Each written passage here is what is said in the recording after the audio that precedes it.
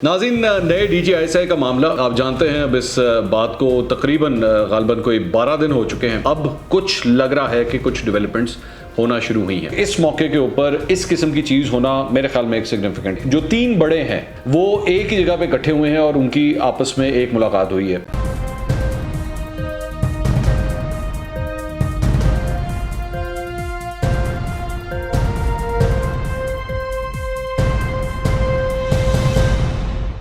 अस्सलाम वालेकुम नाज़रीन, मैं हूं मंसूर अली खान। अपने YouTube चैनल के ऊपर आपको खुशामदीद कहूँगा। सबसे पहले आपसे दरख्वास्त के चैनल को सब्सक्राइब करना मत भूलिएगा और बेल आइकन ज़रूर प्रेस कीजिएगा। नाज़रीन, नए DGISI का मामला आप जानते हैं। अब इस बात को तकरीबन गालबन कोई 12 दिन हो चुके हैं और 12 दिन के बाद जो है वो अब कुछ लग रहा है कि कुछ डेवलपमेंट्स होना शुरू हुई हैं। अब इसमें मेरे ख्याल में जो इतने दिनों से चहमगोइयाँ हो रही थी, मैं यही कह रहा था कि इसके लिए बहुत ज़रूरी है कि चंद विजुअल सामने आने चाहिए। आवाम को, कौम को कुछ ऐसा नज़र आना चाहिए कि मामला जो है वो रिजॉल्व होने की तरफ जो है वो जाना शुरू हो। मेरे ख्याल में इस सिलसिले में आज एक बहुत बड़ी डेवलपमेंट हुई है। मैं इसको कोई छोटी डेवलपमेंट नहीं कंसिडर करूँगा, क्योंकि इस मौके के ऊपर इस किस्म की चीज़ होना मेरे ख्याल में एक सिग्निफिकेंट है। कम से कम मैं समझता हूँ। जारी बात है, लोग इस बात से इख्तलाफ भी कर सकते हैं। और वो डेवलपमेंट ये हुई है कि जो तीन बड़े हैं, army chief general Qamar Javed Bajwa, prime minister Imran Khan और जनरल फैज़ जो मौजूदा DGISI हैं, वो एक ही जगह पे इकट्ठे हुए हैं और उनकी आपस में एक मुलाकात हुई है। अब इकट्ठे हुए तो ऑब्वियसली मुलाकात तो बनती ही है। तो ये चीज़ जो पिछले दिनों से, इतने दिनों से एक टेंशन का माहौल चल रहा था, उसके अंदर एक तब्दीली आई है और मेरे ख्याल में बहुत सिग्निफिकेंट है। दूसरी बात यह है कि मैंने कल रात को एक व्लॉग किया था और मैंने आपको उसके अंदर बताया था कि मेरी एक वफाकी वज़ीर से बात हुई थी, तो उन्होंने ये बात कही थी कि आने वाले हफ्ते के अंदर जो है वो ये मामला रिजॉल्व हो जाएगा। तो उस चीज़ के कॉन्टेक्स्ट के अंदर अगर बात देखी जाए तो वो भी यही लगता है कि अब आहिस्ता आहिस्ता मूवमेंट्स हो रही है। मैं भी चंद और चीज़ें भी आपके साथ शेयर करूंगा, उससे भी आपको ये महसूस होगा कि वाकई कोई डेवलपमेंट हुई है। ये मुलाकात किधर हुई है? ये NCOC के अंदर ये मुलाकात हुई है और जो नेशनल कोऑर्डिनेटर हैं NCOC के, लेफ्टिनेंट जनरल महमूदुज़्ज़मान खान, उनकी रिटायरमेंट के मौके के ऊपर जो है उन्हें खराज तहसीन पेश करने के लिए ये तीनों बड़े जो हैं वो इस जगह के ऊपर इकट्ठे हुए हैं। मैं आपको बता दूं कि महमूदुज़्ज़मान खान साहब जो हैं, उनकी पिछले काफ़ी अरसे से वो NCOC के अंदर ये जो काम कर रहे थे, बड़ा सिग्निफिकेंट काम है। और जिस तरीके NCOC आप जानते हैं कि कोविड के हवाले से लॉकडाउन्स किधर होने हैं, स्मार्ट लॉकडाउन्स कहाँ पे लगाए जाने थे, वैक्सीनेशन कब होनी है, कितनी वैक्सीन हमारे पास आ गई हैं, वैक्सीनेशन पॉइंट्स कौन कौन से होंगे, ये सारी चीज़ें जो है ये NCOC इसको फाइनलाइज करता था। कॉलेजेस में छुट्टियाँ कब होंगी, यूनिवर्सिटीज़ कब खुलेंगी, क्लासेस किस तरह होंगी, बाकी भी मतलब चाहे आप शॉपिंग मॉल्स कहें, टाइमिंग्स क्या होंगी, ये सारी चीज़ें NCOC जो है वो डिसाइड कर रहा था। तो कोविड के हवाले से जो कुछ भी फैसले हुए हैं वो इस NCOC ने किए हैं। तो ये इन तीन बड़ों का इस एक जगह पे, ऐसी जगह पे आके इकट्ठे होना मेरे ख्याल में बड़ा सिग्निफिकेंट है और इससे लगता ज़रूर है कि कुछ आइस मेल्टिंग जो है वो अब स्टार्ट हुई है।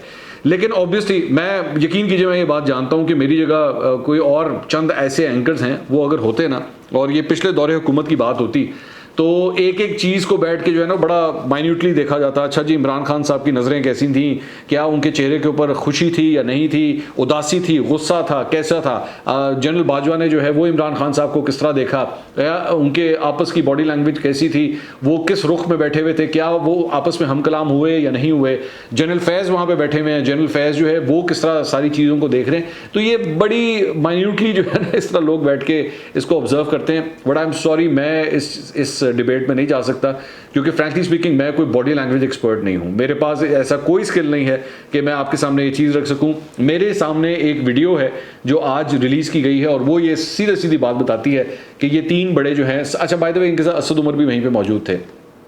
तो ये तीन बड़े जो हैं वो एक जगह के ऊपर बैठे हुए थे और उन्होंने एक इस तकरीब में जो है वो शिरकत की है। मैं इसको तकरीब ही कहूँगा।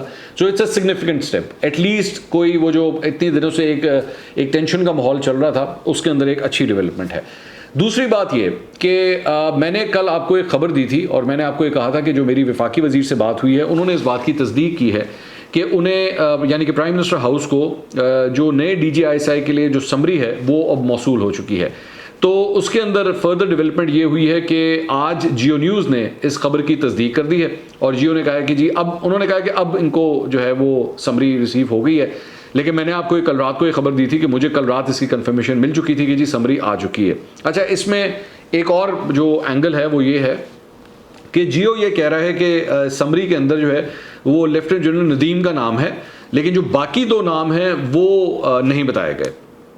अब दिस इज़ क्वाइट स्ट्रेंज कि आपको जो भी सोर्स खबर दे रही है वो ये तो कंफर्म कर रही है कि लेफ्टिनेंट जनरल नदीम का नाम उसमें शामिल है, लेकिन बाकी 2 कौन हैं इसके बारे में कोई तफसीलात नहीं बताई जा रही।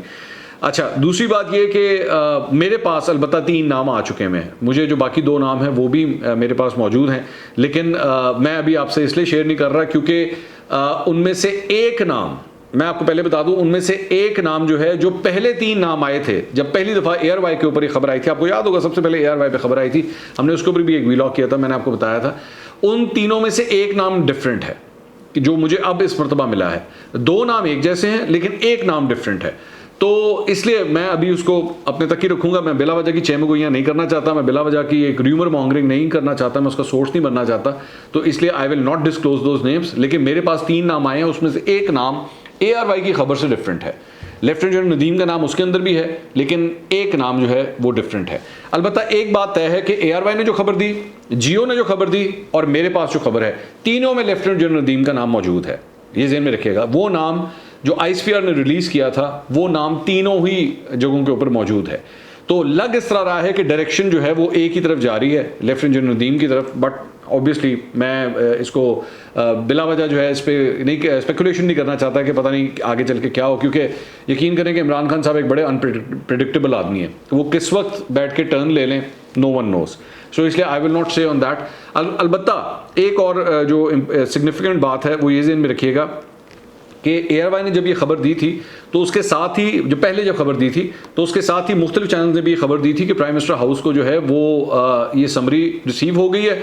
लेकिन फिर रात को जाके तकरीबन मेरे ख्याल में कोई 11-12 बजे का टाइम था, तब जाके जियो ने जो है इसको निगेट कर दिया था और उन्होंने कहा कि नहीं ये सही नहीं है, ये समरी अब तक रिसीव नहीं हुई। लेकिन आज ही जियो ने फिर दोबारा ये खबर दी है कि हाँ जी अब समरी जो है वो रिसीव हो गई है।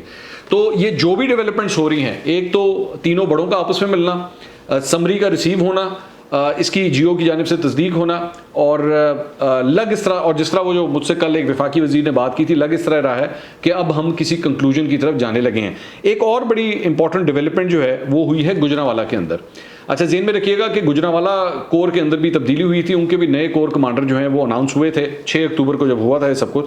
तो लेफ्टिनेंट जनरल आसिम मुनीर जो हैं उनको वहाँ से ट्रांसफ़र किया गया था और लेफ्टिनेंट जनरल आमिर को जो है नया कोर कमांडर गुजरांवाला तैनात कर दिया गया था। ISPR की जानिब से आज प्रेस रिलीज जारी की गई है कि लेफ्टिनेंट जनरल आमिर ने बतौर कोर कमांडर गुजरांवाला अपनी जिम्मेदारियां संभाल ली हैं, उन्होंने टेक ओवर कर लिया है। यानी कि 6 अक्टूबर को जो फैसला हुआ था वो अब जाके उसके ऊपर जो है वो कंप्लीशन हो गई है। अब देखना ये है कि जो बाकी अनाउंसमेंट्स हुई थी, नेशनल डिफेंस यूनिवर्सिटी की कोर कमांडर कराची की, कोर कमांडर पेशावर यानी कि जनरल फैज़ जिन्होंने वहाँ पे जाना था, ये सारी तैनातियाँ जो हैं वो अब कब तक होंगी।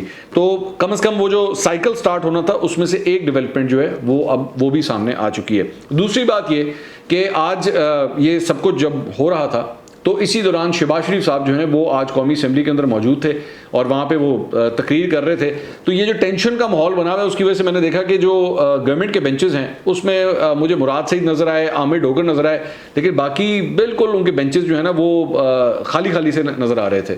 और जब शहबाज शरीफ ने अपनी तकरीर ख़त्म की तो उसके बाद जब मुराद सईद वहाँ पे कुछ बोलना चाह रहे थे तो अपोजिशन के बेंचेस की जानिब से जो है वो हुटिंग स्टार्ट हो गई और थोड़ी ही देर के बाद जो है वहाँ पे खुर्रम दस्तगीर जो मुस्लिम लीग नून के रहनुमा हैं उन्होंने कोरम को पिन पॉइंट किया और ये कह के उसके बाद पूरी अपोजिशन जो है वो इस तरह वॉकआउट कर गई नेशनल असेंबली के हॉल से।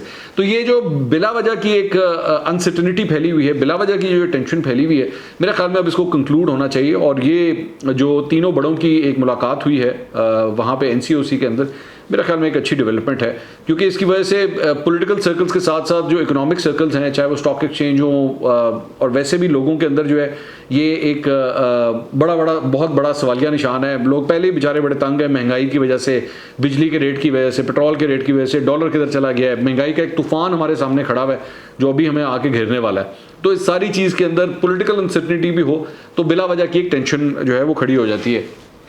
दूसरी एक और जो मेरा ख्याल में एक बड़ी इंपॉर्टेंट डेवलपमेंट है, मैं ज़रा वो भी आपके साथ शेयर कर दूं, और वो ये है कि आज जो अमेरिका की यूएस चार्ज डी अफेयर्स हैं एंजेला एगलर, जिन्होंने पिछले दिनों मरियम नवाज से और शहबाज शरीफ से मुलाकात की थी, उन्होंने भी आज आर्मी चीफ से मुलाकात की है, जो कि बड़ी इंपॉर्टेंट डेवलपमेंट है, मेरी नज़र में बड़ी इंपॉर्टेंट डेवलपमेंट है। आईएसपीआर की जानिब से जो प्रेस रिलीज जारी की गई है उसमें तो ऑब्वियसली कॉन्सेंट्रेशन जो है वो सारी अफगानिस्तान की तरफ है कि जी अफगानिस्तान के उमूर जो हैं वो आपस में डिस्कस हुए हैं, लेकिन इसके अलावा और जो है वो मज़ीद इसके अंदर मज़ीद कोई तफसीलात नहीं है। लेकिन इससे पहले जो है वो मरियम नवाज से मुलाकात होना, शहबाज शरीफ से मुलाकात होना और उसके बाद आर्मी चीफ से मुलाकात होना, तो ऑब्वियसली ये डिस्कशन हो रही है। लेकिन इसमें मैं आपको एक और ख़बर भी दे दूं कि अली जैदी से भी इनकी हफ्ते वाले दिन मुलाकात हुई थी, ये भी मैं आपको बता दूं। तो इसलिए कुछ लोगों को मैं देख रहा था वो इसको जो है उस तरफ ले जाने की कोशिश कर रहे थे कि जी मरियम नवाज से मुलाकात हुई, शहबाज शरीफ से मुलाकात हुई और अब जाके आर्मी चीफ से मुलाकात हो रही है, तो ये क्या हो रहा है। मेरा ख्याल में इतना ज़्यादा डीप जाने की ज़रूरत नहीं है। मेरे ख्याल में वो डिफरेंट जगहों के ऊपर मुलाकात, बाय द वे इनकी यूसुफ रज़ा गिलानी से भी मुलाकात हुई थी, मुझे ये भी याद आ गया, इनकी यूसुफ रज़ा गिलानी से भी पिछले दिनों मुलाकात हुई थी। तो वो मेरे ख्याल में पॉलिटिकल स्टेक होल्डर्स जितने भी हैं, या स्टेक होल्डर्स, पॉलिटिकल नहीं कहना चाहिए, स्टेक होल्डर्स जितने भी हैं इस वक्त पाकिस्तान के अंदर, वो शायद वो सबसे ही मुलाकातें कर रही हैं। और शायद इसकी बहुत बड़ी वजह ये है कि अमेरिका के साथ हमारे ताल्लुकात काफ़ी सरदमोरी का शिकार हैं, शायद उस बर्फ़ को जो है वो पिघलाने की कोशिश हो रही है। तो ओवरऑल मेरे ख्याल में अगर ओवरऑल आप सारी इन मुलाकातों को उठा के देखें तो एक अच्छी डेवलपमेंट है, कौम के लिए एक अच्छी डेवलपमेंट है। कम अज़ कम ये सारी चीज़ें जो हैं जो इतनी देर से चल रही हैं, पिछले हमने 12 दिन जिस तरह गुजारे हैं, ये अगर अपनी किसी कंक्लूजन की तरफ आते हैं तो मेरे ख्याल में हम सबके लिए बहुत एक अच्छी खबर है। अगले व्लॉग में दोबारा मुलाकात होगी। अल्लाह हाफ़िज़।